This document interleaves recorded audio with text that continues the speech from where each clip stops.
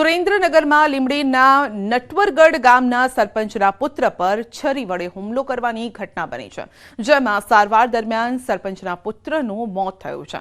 નજીવી બાબતે બોલાચાલી થયા બાદ સરપંચના પુત્ર પર છરી વડે હુમલો કરાયો છે। આ ઘટનામાં સરપંચ જીણાભાઈ કાળિયા સહિત અન્ય 2 વ્યક્તિને પણ ઈજા પહોંચી છે। તેઓને સારવાર અર્થે હોસ્પિટલ ખસેડાયા છે। આ હુમલો કરનાર સરપંચના પિતરાઈ ભાઈ જ હોવાનું જાણવા મળ્યું છે। હુમલો કરીને તે નાસી છૂટ્યો હતો અને ત્યારે પોલીસ ઘટના સ્થળે પહોંચી અને તપાસ હાથ ધરી છે।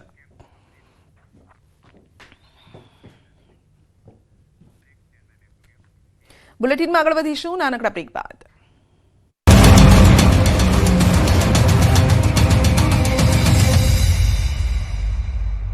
આવક છે પણ સુરતમાં ભર શિયાળે પાલ વોકવે ખાતે પડ્યો ભૂવો। ઘટનાના લાઈવ સીસીટીવી સામે આવ્યા। એક જ જગ્યાએ 7મી વાર ભૂવો પડતા ખળભળાટ। મનપાના રિપેરિંગ કામની પોલ ખુલી। સુરતમાં ભર શિયાળે ચોમાસા જેવો માહોલ। પાઇપલાઇનમાં ભંગાણ હોવાથી રસ્તા પર પાણી વહેતા થયા। 2 દિવસથી આ જ સ્થિતિ હોવા છતાં કામગીરી ન કરાયાનો આક્ષેપ। ઉત્તર પ્રદેશના બજારમાં નબીરાઓનો આતંક। લોકોની ચહેલપહેલથી ભરેલા બજારમાં બાઇકનો સ્ટન્ટ કરનાર યુવકનો વિડીયો થયો વાયરલ। શખ્સે પૂરપાટ ઝડપે બાઇક હંકારી લોકોના જીવને જોખમમાં મૂક્યા। ઘટનાનો વિડીયો સોશિયલ મીડિયા પર વાયરલ। ઉત્તરાખંડના અલ્મોરામાં રફતારનો કહેર। પૂરપાટ ઝડપે આવતી કાર અન્ય કારને અથડાઈ। જોરદાર અથડામણ થતા અન્ય કાર ભમરડાની જેમ ફરી વળી। ઘટનામાં 3 લોકો ઇજાગ્રસ્ત થયા। અકસ્માતના સીસીટીવી વાયરલ થયા। મુંબઈના કુર્લા બેસ્ટમાં થયેલા બસ અકસ્માત બાદ બસની અંદરના સીસીટીવી સામે આવ્યા। અકસ્માત બાદ ડ્રાઈવર બસની બારીમાંથી કૂદતો દેખાયો। અકસ્માતમાં 7 લોકોના થયા હતા મોત। 49 લોકો થયા હતા ઇજાગ્રસ્ત। ચાલતી ટ્રેનમાંથી ઉતરવાની ભૂલ ક્યારે ન કરતા। ઉત્તર પ્રદેશના બરેલીમાં ચાલુ ટ્રેનમાંથી ઉતરવા જતા યુવક ટ્રેન નીચે આવતા બચી ગયો। મુસાફરોએ યુવકને ખેંચીને જીવ બચાવ્યો। ઘટનાના ચોંકાવનારા સીસીટીવી વાયરલ થયા। વડોદરા મનપાએ વરસાદી કાંસને ગટરમાં ફેરવી દીધી। રૂપારેલ કાંસમાં સુએઝનું પાણી ટ્રીટ કર્યા વગર જ ઠલવાયું। વરસાદી પાણીના નિકાલ માટેના કાંસમાં પાલિકાની કરતૂતના ચોંકાવનારા વિડીયો સામે આવ્યા। વડોદરામાં 3 પોલીસ સ્ટેશન બહાર વાહનોનો જમાવડો। ડિટેન કરેલા વાહનો બની રહ્યા છે અડચણરૂપ। સયાજીગંજ, ફતેગંજ અને છાણી પોલીસ સ્ટેશન બહાર વાહનોનો જમાવડો। ડિટેન કરેલા વાહનોનો નિકાલ કરવા ગૃહ વિભાગનો આદેશ।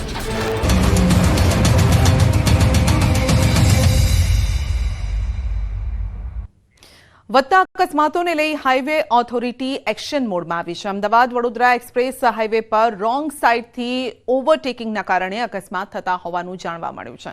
વાહન ચાલકો ઇમરજન્સી લાઇનમાંથી ઓવરટેકિંગ કરતા અકસ્માતની ઘટનાઓ બને છે। વર્ષ 2024માં ખેડા જિલ્લાની હદ વિસ્તારમાં અકસ્માતની 13 ઘટનામાં 19 લોકોના મોત થયા હતા અને આવો જ અકસ્માત 17 એપ્રિલ 2024 થયો અને જેમાં અર્ટિગા કાર ઇમરજન્સી લાઇનમાંથી ઓવરટેક કરવા જતાં આગળ ઊભી રહેલી ટ્રકમાં અથડાઈ હતી અને જેથી ઇમરજન્સી લાઇનમાં ઓવરટેકિંગ વખતે વાહનની સ્પીડમાં ઘટાડો થાય તે માટે હાઈવે ઓથોરિટી દ્વારા અમદાવાદ વડોદરા એક્સપ્રેસ હાઈવે પર ઇમરજન્સી લાઇનમાં રમ્બલ સ્ટ્રેપ લગાવવામાં આવ્યા છે। નેશનલ હાઈવે ઓથોરિટીની જે વાન છે કે જે ઇમરજન્સીમાં એને કોઈ જગ્યાએ પહોંચવું છે તો હકીકતમાં એની માટેની લેન છે, પરંતુ એની અંદર જે વાહન ચાલકો છે એ ખોટી ઉતાવળ કરી અને એ લેન ખાલી જોવે છે ત્યારે એ લેનમાં ખોટી રીતે ઓવરટેક કરી અને જલ્દી જે તે સ્થળે પહોંચવાનો ટ્રાય કરે છે અને એમાં ક્યારેક આગળ જો કોઈ ટ્રક હોય અથવા તો કોઈ આવું ઇમરજન્સી વાહન પાર્ક થઈ ગયેલું હોય કોઈ ટેકનિકલ ફોલ્ટને કારણે તો એની પાછળ અથડાવાથી આવા ભયંકર અકસ્માત થતા હોય છે અને જે અમે અત્યાર સુધી એનાલિસિસ કર્યું એમાં મોટા ભાગના એક્સિડન્ટ એવા છે કે રોંગ સાઈડ ઇમરજન્સી લેનમાં ઓવરટેક કરવાથી આવું બને છે।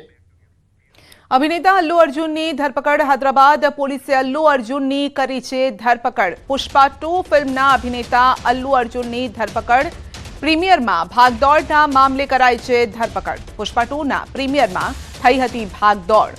પોલીસને જાણ કર્યા વગર જ અભિનેતા ત્યાં પહોંચ્યા હતા અને અભિનેતાની ઝલક જોવા માટે ચાહકોનો ધસારો ત્યાં હતો। 4 ડિસેમ્બરે યોજાયું હતું પુષ્પા 2નું પ્રીમિયર અને ત્યાં ભાગદોડ મચી ગઈ હતી અને જે મામલે હવે તેમની ધરપકડ કરવામાં આવી છે, જેના દ્રશ્યો પણ સામે આવ્યા છે। પોલીસ તેમની સાથે જોવા મળી રહી છે। અલ્લુ અર્જુનને લઈને જતી હોય તેવા દ્રશ્યો જોવા મળી રહ્યા છે। જો તમે પણ પાલતુ શ્વાન રાખવાના શોખીન છો તો ફી ચૂકવવા માટે તૈયાર રહેજો, કારણ કે એએમસીના CNCD વિભાગ દ્વારા માર્ગદર્શિકા જાહેર કરાઈ છે, જેમાં હવેથી પાલતુ શ્વાન રાખવા માટે ₹200 ફી ભરીને નોંધણી કરાવવી પડશે. આ પ્રક્રિયા ઓનલાઈન રહેશે. 1 જાન્યુઆરીથી એએમસીની સાઇટ પર નોંધણી પ્રક્રિયા શરૂ થશે, જેમાં અરજદારે કેટલાક પુરાવા પણ આપવાના રહેશે. અરજદારનું Aadhaar card, tax bill, light bill, અરજદારનો ફોટો, પાલતુ શ્વાનનો ફોટો, પાલતુ શ્વાન રાખવાની જગ્યાનો ફોટો પણ આપવો પડશે. તો 1 જાન્યુઆરીથી 90 દિવસમાં નોંધણી પ્રક્રિયા કરવી પડશે. અમદાવાદ શહેર એ ઢોર મુક્ત થયું છે, પરંતુ હવે મહાનગરપાલિકા એક નવું અભિયાન છે તે શરૂ કરવા જઈ રહ્યું છે. હવે અમદાવાદ મહાનગરપાલિકા દ્વારા જે CNCD વિભાગ છે તેના તરફથી હવે જે પેટ ડોગ એટલે જે આપના પાલતુ શ્વાનો છે તેનું રજીસ્ટ્રેશન ફરજિયાત છે કરવામાં આવ્યું છે, અને તેને લઈને તેઓ એક જાહેરાત પણ કરી છે, અને જે પણ માલિકો છે પોતાના જે શ્વાનના તે લોકોએ મહાનગરપાલિકાના જે ઓનલાઈન છે તેમાં રજીસ્ટ્રેશન કરાવીને પોતાના ડોગની માહિતી આપવી પડશે. માં જોડાયા છે CNCDના HOD નરેશ રાજપૂત. રાજપૂત સર, અમદાવાદ શહેર ઢોર મુક્ત થઈ ગયું છે, કારણ કે એક મુવમેન્ટ મહાનગરપાલિકા ઉપાડી હતી ઢોર મુક્ત કરવા માટે, પરંતુ હવે સરકારના જે નવા નિયમો અંતર્ગત જે પેટ ડોગ એટલે જે પાલતુ શ્વાનો છે તેને લઈને શું ગાઈડલાઈન SOP મહાનગરપાલિકા તરફથી બનાવવામાં આવી રહી છે? નમસ્કાર. અમદાવાદ મ્યુનિસિપલ કોર્પોરેશન દ્વારા જે ધોરણે રખડતા પશુત્રાસ અટકાવ અને નિયંત્રણ પોલિસીની અમલવારી કરી શહેરનો એક વર્ષો જૂનો મોટો પ્રશ્ન સોલ્વ કર્યો છે, તે જ રીતે કૂતરાઓના પ્રશ્નો વિશે પણ તંત્ર ચિંતિત છે. ભારત સરકાર દ્વારા એનિમલ બર્થ કંટ્રોલ રૂલ્સ 2023 અને national action plan four rabies free city 2030 એવા એક્શન પ્લાન મંજૂર કરી દરેક રાજ્ય અને દરેક મહાનગરપાલિકાને આના ઉપર કામ કરવા માટેની સૂચનાઓ અપાયેલ છે. આનું રજિસ્ટ્રેશન માટે ઓનલાઈન સોફ્ટવેર ડેવલપ કરવામાં આવ્યું છે કે જેમાં શ્વાનના માલિક એની ₹200 ઓનલાઈન ફી ભરી એમાં નિયત નમૂનાનું ફોર્મ ભરી તેમની ઓળખના પુરાવા, તેમનો photo, tax bill, light bill અને કૂતરું રાખવાની જગ્યા આના પુરાવા સાથે એ ઓનલાઈન સબમિશન કરશે અને એનું રજિસ્ટ્રેશનની રિસિપ્ટ્સ ડાઉનલોડ કરી શકે તેવી વ્યવસ્થા કરાયેલ છે. કેટલાક કિસ્સાઓમાં જ્યાં પાલતુ શ્વાનના માલિક અને અન્ય નાગરિકો વચ્ચેના કોન્ફ્લિક્ટ થતા હોય છે, એવા સંજોગોમાં કોન્ફ્લિક્ટ મેનેજમેન્ટ રેઝોલ્યુશનમાં પણ આ ડેટા ઉપયોગી થશે.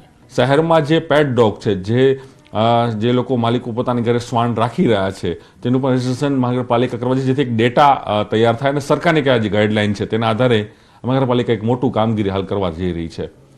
કેમેરા પ્રકાશ દેસાઈ સાથે પ્રણવ પટેલ, ન્યૂઝ 18 અમદાવાદ. ભાવનગરમાં રહેતા